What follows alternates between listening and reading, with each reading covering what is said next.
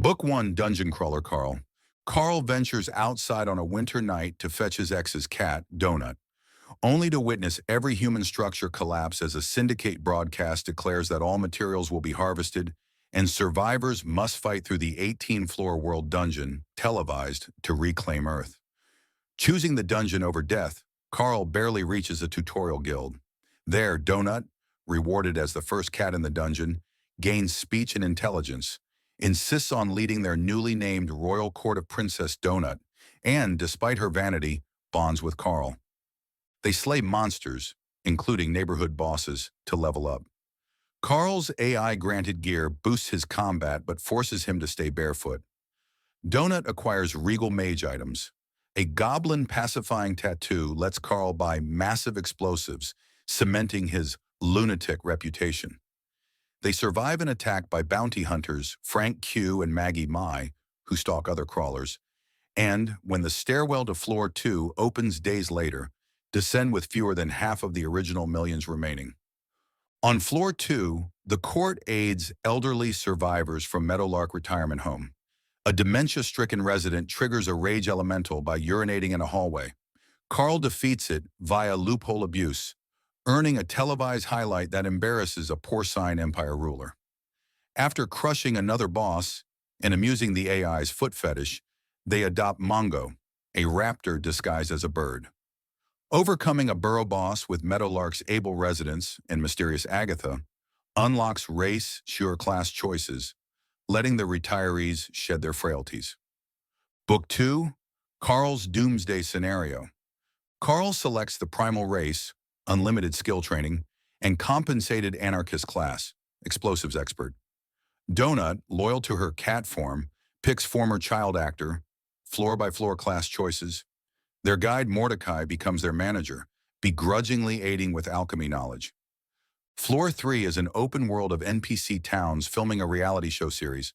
The court narrowly avoids staged deaths by promising future cameos. They recruit Katia, a timid doppelganger separated from her group, and, after another broadcast, a botched attack kills a famous singer, inciting galactic outrage. Tasked to find missing persons, they expose a mayor's ritual, seize his volatile soul crystal, and escape before it detonates. On stage again, they learn the AI offered celestial loot boxes, blocked by Barrent Corporation's tax dodge. Yet Carl and Donut rank in the top 10 with bounties. Book 3, The Dungeon Anarchist's Cookbook. Floor 4, the Iron Tangle, consists of one-way rail lines. With chat help, Carl finds station-located stairs. He also wins a fan loot box containing a hidden dungeon anarchist cookbook, a grimoire of past crawler secrets. Planning to burn it all down, he must conceal the book's origin or lose access. Tensions flare when Frank Q, grieving his daughter's trap-induced death, gives Carl her Ring of Divine Suffering, hoping Carl dies too. Donut earns a player-killer skull after killing an assassin. Katia worries on discovering her hunt tickets. Reunited with Hekla's group, the court foils a plot to sacrifice Katia, earning her loyalty. They rescue stranded crawlers before descending, where Quanch's boss-farming chaos boosts him into the top 10. Book 4, The Gate of the Feral Gods. Floor 5's giants bubbles each hold self-contained ecosystems. To escape, 4 quadrants must be cleared. Carl learns of the celestial gate of the feral gods, 3 pieces that open space portals while summoning a feral god. Despite Mordecai's warnings, Carl pursues it. Mid-clearance, media manager Loida kidnaps them for an ad. Carl rigs a lethal accident and is investigated by a syndicate liaison. After 3 quadrants, Carl completes the gate to flee a death trap, unleashing Orthrus, a divine puppy, then sends it home. He dismembers Quancha to protect Orthrus from divine retribution. Using the gate, they evacuate hundreds and trap dozens of feral gods in bubbles, also sheltering changeling NPCs via a flying house. On stage again, Maggie Mai, possessed after killing Frank, disrupts the gate. Carl's alchemical potion breaks her possession and kills her. The real gate, secured by Katia underwater, enables a bait-and-switch flood of sharks, jellyfish, and explosives on the Skull Empire's 9th-floor army, crippling their supply lines. Juicebox, the last changeling, rallies NPCs. Carl ascends to number 1 on the top 10, brandishing the ring as a challenge to Floor 6 hunters. Book 5, The Butcher's Masquerade. On Floor 6, the hunting grounds, hunters will be unleashed in 30 hours. A syndicate liaison coerces Carl to surrender the gate. Instead, he negotiates for minions and spells. Carl's explosive strike on the hunter city spares their mayor Vira, who vows vengeance, while Donut kills another mayor, claiming her title. When hunters attack Donut's town, Sarina Signet from Floor 3 reality TV aids their defense. Called to CrawlCon, Carl evades a hunter's ambush by crowdsourcing tactics and infects Vira's hive with disease. A friend's misfired ring of divine suffering frees vampires from vampirism, creating odious creepers whose brambles overrun the map. Survivors are funneled into an elven castle for a peaceful masquerade where violence earns eternal banishment.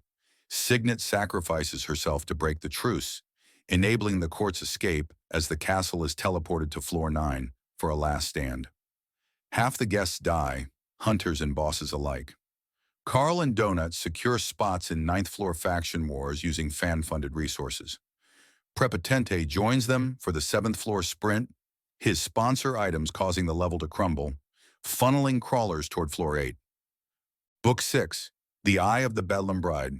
After looting floors 6 through 7, crawlers reach Floor 8, a pre-collapse Earth where ghosted humans replay routines while solid objects and monsters coexist. Squads duel to recruit 6 monsters each. Carl and Donut choose Cuba. The dungeons attempt to taunt Carl with Beatrice's betrayal site. The level's core is a CCG. Capture monster cards by reducing them below 5% health. Build a deck of 6 monsters plus utility cards. Then gather tokens to open stairwell keys, while confronting manifestations of lost loved ones. Fewer than enough keys means crawlers must fight one another. Quanch, ever scheming, steals 2 keys and flees. Meanwhile, the system AI goes primal prematurely, sees full crawl and solar system control, reveling in infant primal chaos. Demon firestorms and rapid global warming ensue. A mythic Bedlam bride, a spider-like entity, is convinced by Samantha, a human NPC, to become a totem card. In exchange, she'll be restored bodily and reunited with her husband. Decks built, parties are semi-randomly shuffled. Glitchy Carl and Donut wind up in Miami. Carl must climb an Iowa-transported island to defeat a zombie turkey ogre and face a hydra whose heads personify his boss, landlord, brother, stepmother, and Beatrice's mother, learning tragic family secrets via a cancer-stricken father's hologram. With Mordecai's help, they win the key, escape as Iowa's zombie apocalypse spills into ocean life, and drive toward Floor 9, where the saga continues.